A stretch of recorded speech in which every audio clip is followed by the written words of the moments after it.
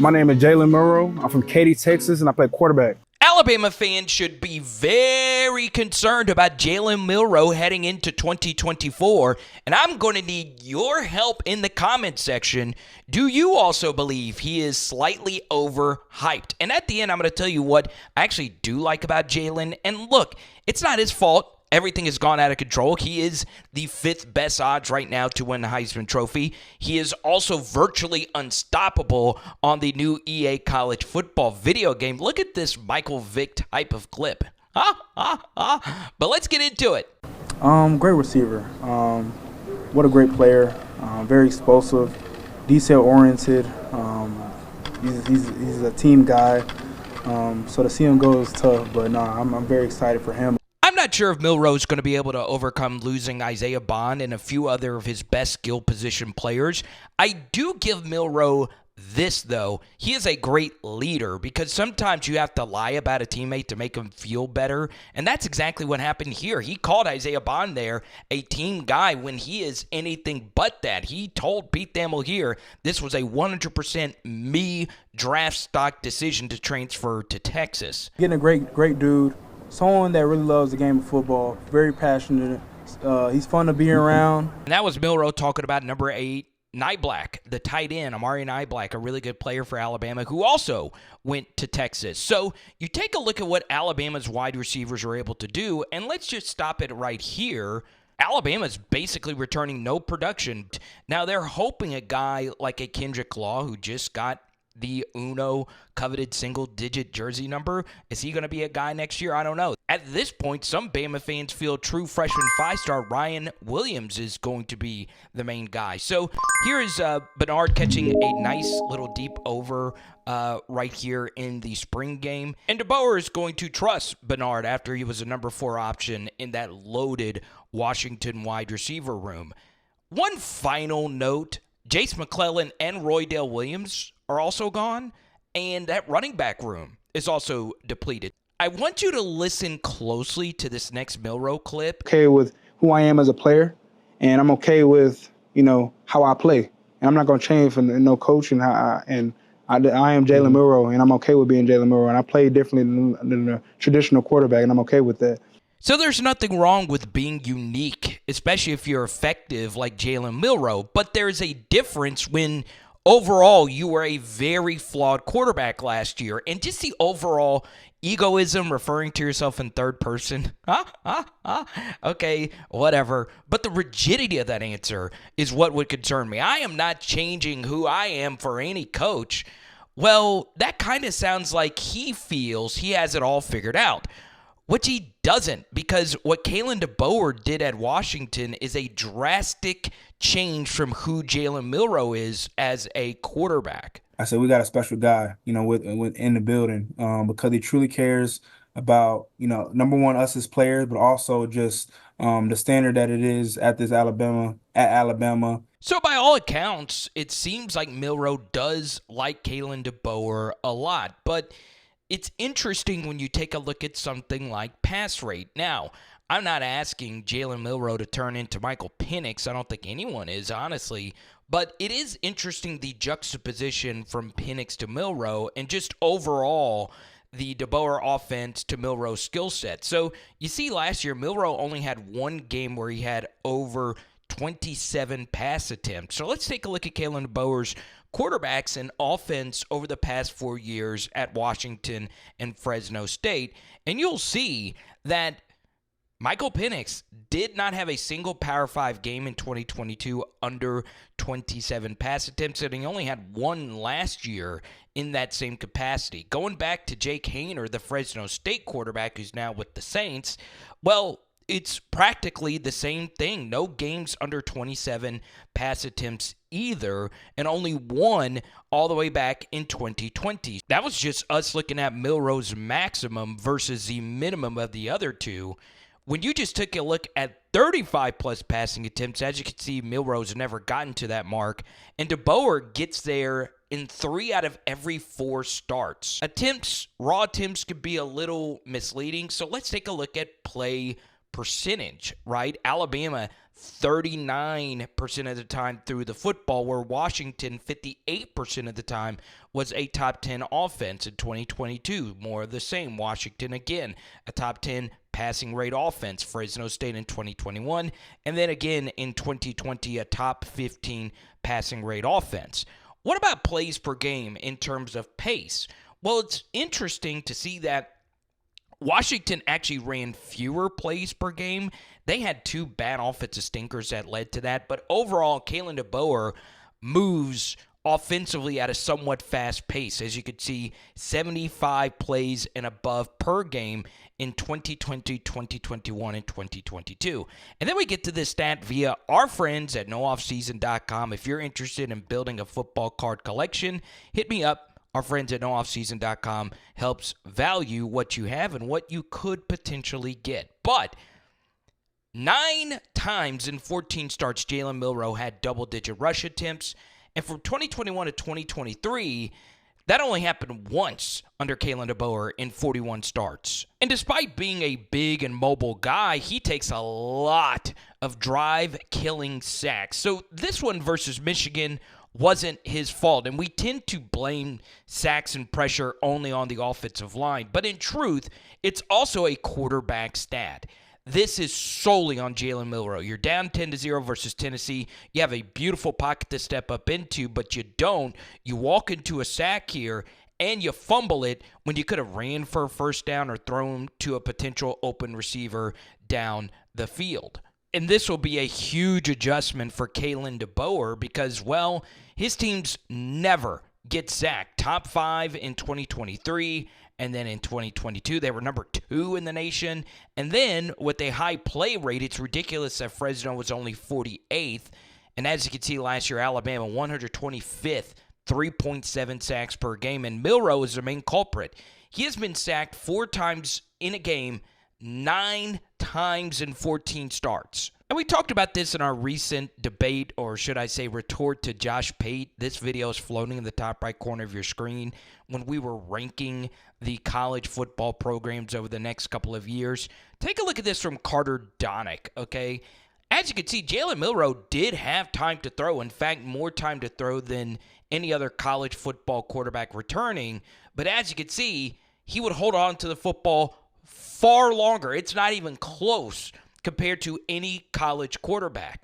And this is going to be a massive change because Michael Penix, despite having an elongated release, is probably one of the best quarterbacks in college football history at avoiding sacks. Now, Penix's supporting cast was better, but still, that's a lot of sacks for Milroe compared to Michael.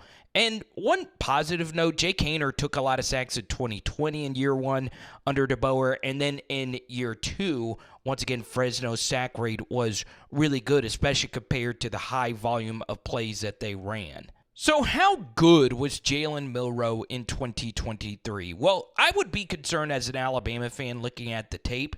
I watched him quite a bit today, and look, Pro Football Focus believes he is a QB4 in the SEC last year and the QB23 overall nationally going into this year. EA College Football has him as a QB5 ahead of Jackson Dart. So, look, I love ESPN QBR. They have him as the 13th overall quarterback, but I do think they overweight TD to INT ratio and running ability as the QB because what I think sometimes elite runners do at the core football in harm's way like he did versus Texas this last year, and this game ended up getting him benched. He got very lucky that that was not picked, and it ended up being a touchdown.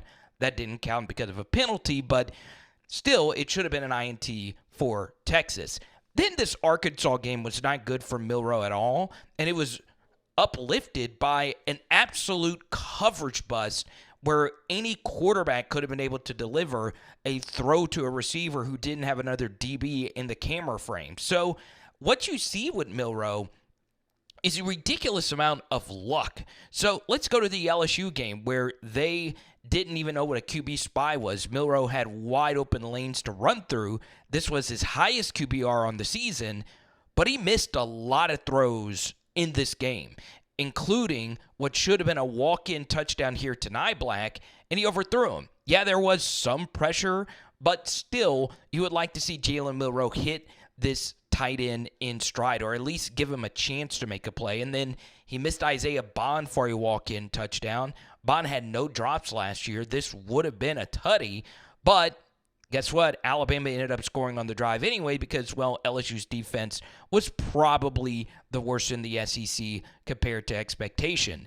And then you also have the Tennessee game where his best throw in the game should have been called back for a holding penalty. You can check it out for yourself in the video in the top right corner of your screen. Then, versus Georgia on a mesh rail concept, this is a play that Georgia's offense runs a lot themselves. You should never not have the rail, which is the running back, which is oftentimes the first read of the progression. This shouldn't be this open ever, and especially in a game of this magnitude, it was a walk-in tutty.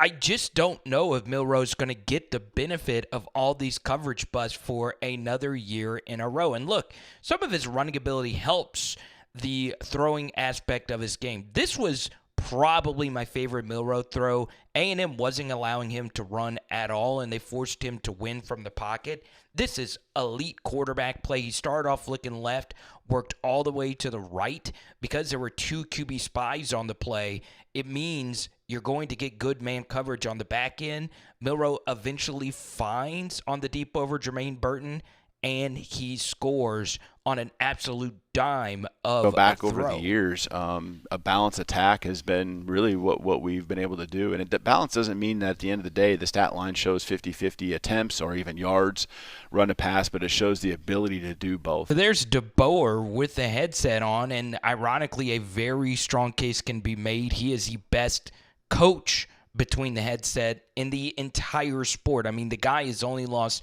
12 games as a head coach, and even more impressive, 28-16 against the number over the last 4 years. But he loses his top play caller in Ryan Grubb. So Grubb obviously came over from Washington to Alabama just for him to jump towards the Seattle Seahawks job. So now the man that has called the plays for Deboer's high-powered offense over the past 4 years is no longer here.